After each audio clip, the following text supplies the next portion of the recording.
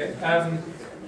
So it's a pleasure to introduce Kun Lee from the HIT Lab. How many people have heard about HIT Lab? Okay, so I better fill you in on that. HIT stands for Human Interface Technology, which is a lot more friendly than the name might suggest. And it's a lab which, in fact, our department has a lot of connections with. We co-supervise students, and a lot of our students go backwards and forwards. Those robots you saw in the cute AI film, they're from the HIT Lab. Whenever we want cute or cool stuff, we get involved with the HIT Lab, basically. And they work a lot with stuff that's outside normal interfaces, so not keyboards and screens and so on, but future possible interfaces. And so one of the interfaces that they've developed is a thing called City View AR, which is useful for cities that have had earthquakes. And because if there's a gap where a building used to be, you can look through a phone and see what used to be there. So I was going to talk a bit more about what they're doing with augmented reality and so on. Just while they're getting set up, if there's anyone with connections for Auckland, you may or may not have heard that Auckland's actually having a pretty rough time this afternoon. Our thoughts are with them too. So. Yeah, flooding and rain and storms and so on. Tornado. Yeah. At the Hobson Point Primary School.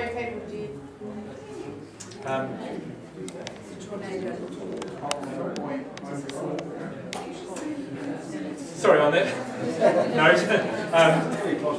I'll hand over to Kun Lee, who has been developing software for helping people who've been through disasters. Thank you. Thank you. Do you want a microphone? Can you hear me well at the back? Or okay, so maybe I should just do this again. So I'm Kun Lee from HIT Lab New Zealand. Again, HIT Lab stands for Human Interface Technology, and we've been developing augmented reality interfaces for a while, since the lab was established about 10 years ago. So just to give kind of overview of our lab, the HIT Lab has been founded in 2010, and Professor Mark Billinghurst has been one of the key people who founded the lab, and he's the director of the lab since then. And is one of the largest HCI lab, which is Human Computer Interface Technology lab in New Zealand. We have around 50 people, including faculty members and students working together. And many students have different backgrounds, from computer science, engineering, to even psychology or other industrial design backgrounds. Our research focus is mainly has been on augmented reality, and recently we have added other fields as well, including visualization, teleconferencing, and recently we had a lecturer who is interested in human-robot interaction design as well. But today I'm going to mainly talk about the augmented reality side of our research. So augmented reality, how many of you have seen or used augmented reality interface before? Okay, that's great. So some of you might already know what the augmented reality is. Augmented reality is a kind of new way to interact with the computer, and as the name suggested, it's a media that combines real world and the virtual world together. So in some sense, it's quite similar to the movies. In movies, you can see computer graphics objects overlaid on top of real video, but difference from the movie is this technology is happening in real time. So it's not pre-processed or not prepared formally, but it's running in real time. It's processing the video frame in real time, and it recognizes some objects, physical objects in the video frame, and overlays computer graphics on top of it. So let me show you a short video clip which shows a typical example of AR interface. As you can see here, it is quite an old work by our lab director, Mark Billinghurst. And as you can see here, the person here is wearing some kind of display that he can wear in front of his eyes. And there is a camera in front of him. And he's looking at a blank pages with weird square markers on top of it. And he's doing some crazy stuff and might look like he's out of his mind. But if you look from his point of view, it makes a little bit more sense. So this is what he's looking through that glasses, which has a camera on the front. And so as you can see here, he's looking at not only at the physical paper book, but he's actually looking at the computer graphics objects overlaid on top of it. So you can use a physical pedal and scoop up some of the furniture and place it wherever they want. They can push them, and they can flip over pages and choose different types of furniture or bed. And since this is physical objects, it's very natural to pick up something, and we already know how to use a pedal if we've used it before. So you can slide down or push, or even, I'm not sure if past that view, but I think I will just, and sometimes you can also snap on the virtual object if you don't want to have it anymore. So that's kind of very old example of what augmented reality technology is about. It's about showing a real world augmented with a virtual object, which is basically computer graphics generated object in real time so that you can interact with them. So it has been a while that the HitLab US, which is our sister laboratory in University of Washington, has developed ARToolKit. And since then, HitLab New Zealand has been focusing on AR researches. And this slide shows what happens in the background. So as you can see here on the left top, it starts, of course, it receives video stream from a camera, and it starts to detect markers, in this case, a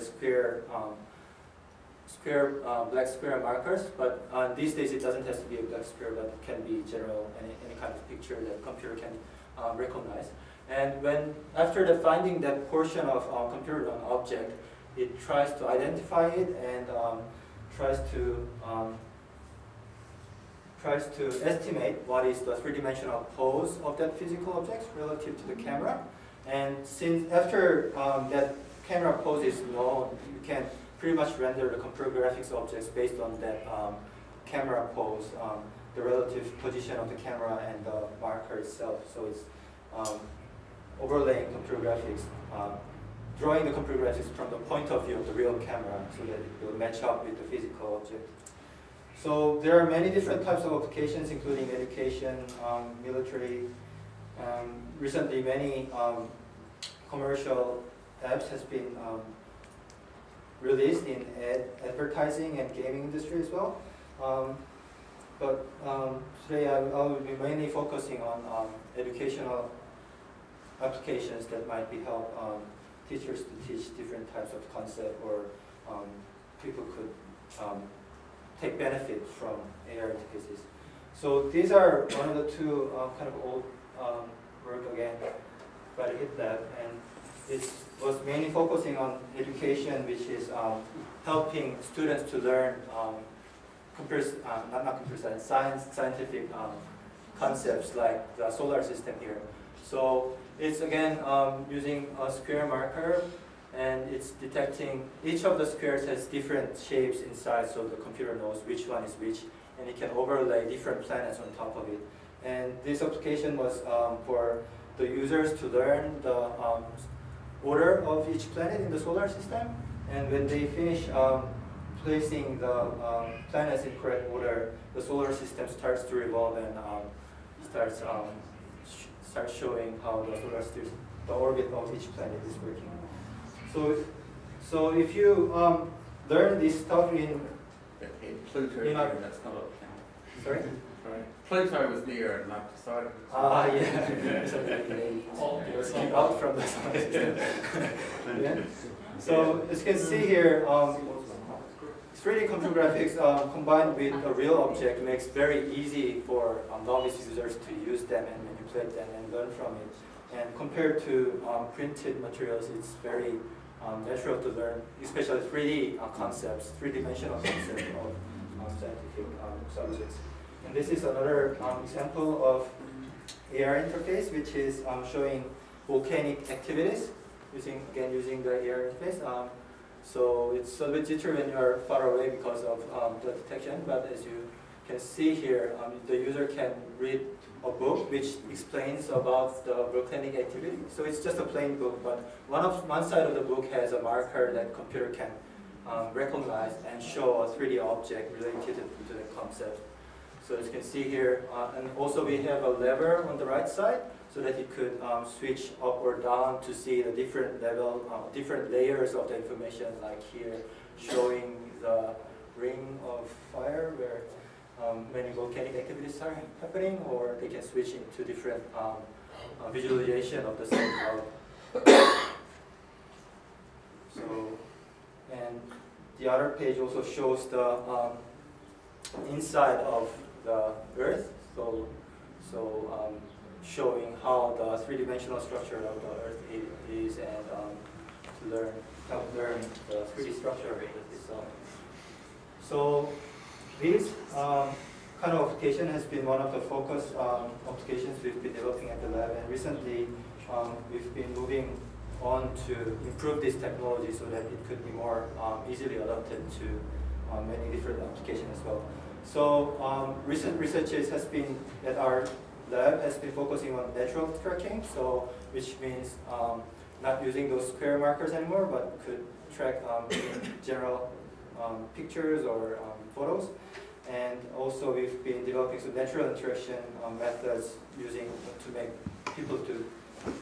people to interact with the AR scene much more easily. And we've been also trying to develop software tools that also content developer could put up their own content using the AR technology as well. So let me go through each of those what we've been developing at the lab.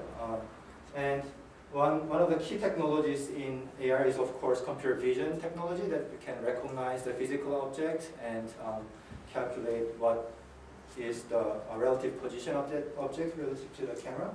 So so far we've been using a very simple object, which is a square marker, black square that the computer can easily recognize.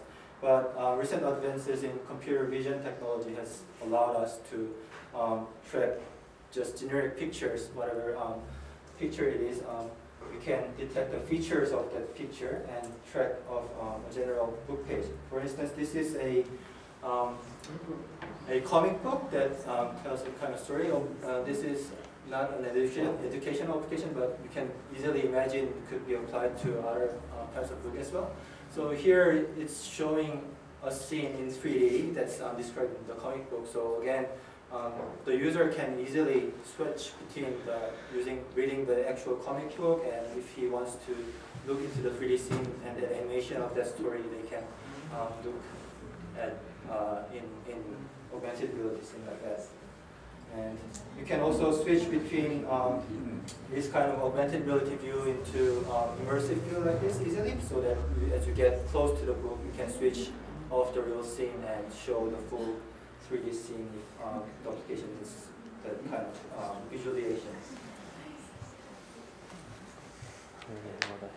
So that's what we've been doing on computer vision side, and also another application we've been recently developing is an AR coloring book.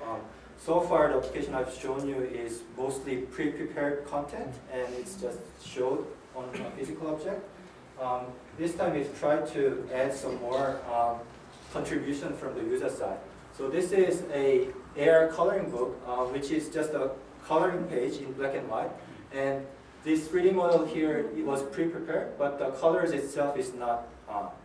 So it was directly picked up from a coloring page when the user colors in with a color pencil. It captures the page, and the object itself is colored in using whatever color the user tried it on.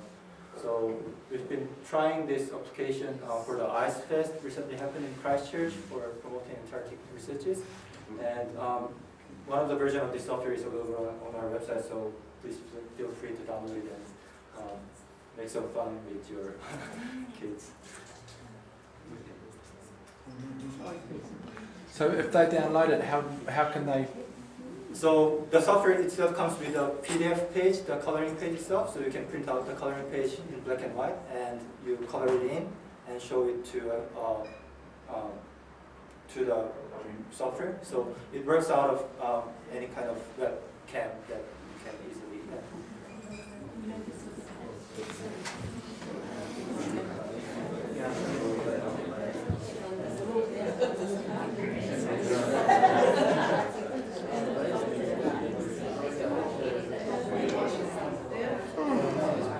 And more recently, we've been also developing some other interaction techniques, and we've been taking advantage of the advance in camera technology, which is depth camera, which many of the homes now have Kinect gaming engine, which is as you can see here, we're visualizing a spider here. So it's application itself was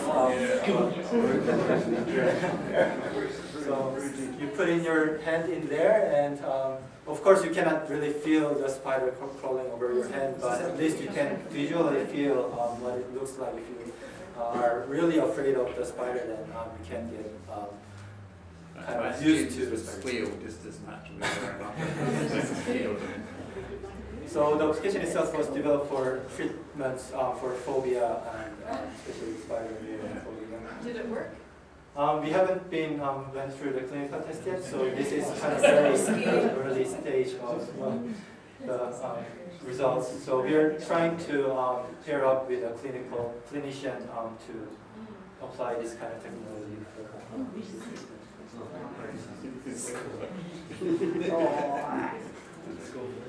Again, using pretty much the same technology, but again, by using the depth camera, we can also recognize the 3D shape of the physical objects. So as you can see here, these cards are virtual objects, but this book is actually a physical object. So using computer vision technology, we can actually detect how big is the, what is the size and shape of the book itself, so that we can make correct visualization in terms of occlusion or making the card bounce into the physical object. And for instance, this one, the car can crawl up on a physical book and jump off, something like that. So in terms of computer vision technology is getting more more accurate of recognizing the physical space, so that we can know more about the physical space and put the virtual objects in more accurate way. And this augmented reality application so far I've been showing you is mostly done on a desktop PC, which was a typical platform for development until the smartphone came out. So we've been also developing some applications for the user can use outside instead of just using on their desk. So about 7-8 years ago, we had to have the system on the left like this. So we had to have a backpack of laptop in it, and we had to wear some kind of sensors on your head.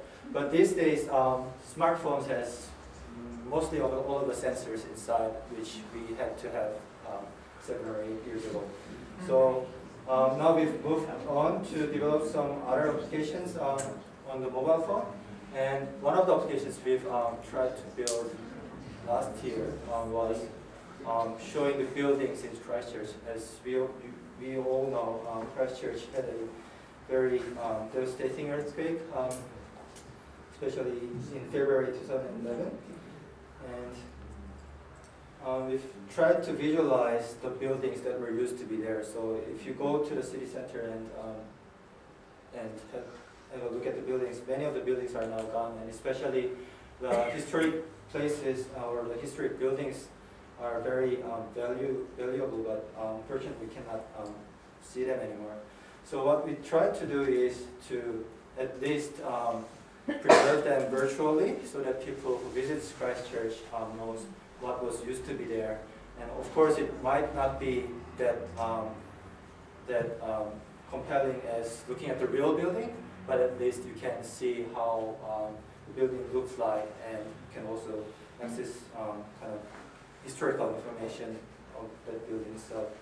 So it's called CityVR, and it's an Android application that you can download on your mobile phones freely. And if you want to try it in the city center, you can have it on your Android phone and run that app and see how it looks like. And this is a short video clip how it looks like. By the way, this is an old library that was used to be right next to the police station, but I was quite fortunate to be there to shoot this video clip while they were demolishing the building itself. So in the video clip, there are some partial facades remaining there, but if you visit nowadays, there is just only empty space, and it's actually, I think it's turned into a parking lot. So Wilson. and not only showing these 3D buildings, but we also provide some historic information. So we've Historic Place Trust and City Council has provided us with many historic information about those buildings so that users could learn about that building and remember the city as it was used to be before. Another application for outdoor we've recently done over this year was for the IceFest. So this time we tried to help apply the same technology to help people learn about the Antarctic environment. So we've been participating in the IceFest festival, which was promoting Antarctic researches happening, and the festival itself was held at the Hegway Park in the city. And what we did was we mapped the whole Antarctica and shrunk it down to the size of a field in that park, so that as people walk around that park, they could visit certain places in Antarctica and see how it looks like in Antarctica. So, so as you can see here, we built different types of missions, like following the footsteps of Scott or Hillary, who went to the South Pole, or just generally visiting some places on Antarctica. And while they were standing on the field, they will be actually looking at the map of Antarctica instead of the map of that park. So your location will be shown as a blue arrow, like here on the screen. And as they walk around, their position will get updated. And also they can choose the AR mode, which shows the live video background on top of computer graphics object. And as they walk towards the red flag, it will get closer and closer. And when they get close enough, it will show the story behind that place where the Scott built his hut. So are people doing this on their iPhone or laptop, or have they got those goggles? They were doing on a tablet device. They could have done in the phones, but we wanted to have a little bit more larger screen. So what we did was we found some sponsors. Actually, Samsung provided us with kind of 8 tablets that we can lend to the people, and of course we had to return it back afterwards. But anyway, so we were lending our tablet devices. But and we are actually planning to release this software as well for free. So those who are interested in using this as it's quite a year 7 and 8 social studies tool. Yeah.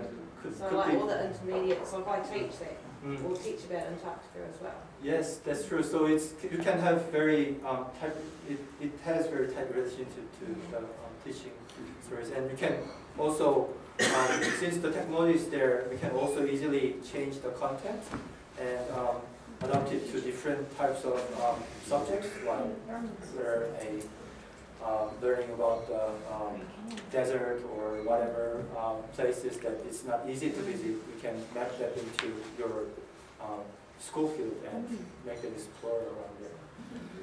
I've noticed lots of your are quite textual. Do you have sound on them as well? Sorry? They're quite textual parts. There's stories like Scott's Diary there. Is there sound available too? Do you put sound on it? And have it read? Can you listen? Is it to the spoken? No. It's just a text. So for this instance, it was just a text document, so they had to read. But there is no limitation. Actually, some of the pages had included video clips about that place or a panorama picture that they can look into. And of course, there is no reason why you cannot put audio clip that reads out the content as well. And actually, we are trying to apply this to one of the streets in Christchurch, which is High Street Precinct, which had a lot of historic buildings. And for that case, we are trying to do an audio tour of that field. So listening to some testimonies about the earthquake in that area. And also, you can do more active applications if you want. This is one of the games we've developed at the lab using the same technology, and this time is kind of a game that encourages you to walk around It's called GeoBoids, and the purpose of the game is to collect a mystical feature that lives around your home or school. So the first step is to find those creatures. So this is just a typical interactive map on a smartphone that you can walk towards where the GeoBoids are living. And when you get there, close it up, it will instantly switch into AR mode, showing the virtual creatures flying around you, so that you can capture them and release them. And other things. And some other interaction we tried to incorporate here was whistling. So, so not only being able to interact with the there we go. So we've tried to add some other modality for the interaction, and we've kind of tried with whistling. And as you whistle in the correct pitch, they will get scared and gather together to make it easier to capture them. So as you can see here, you can combine it with pretty much.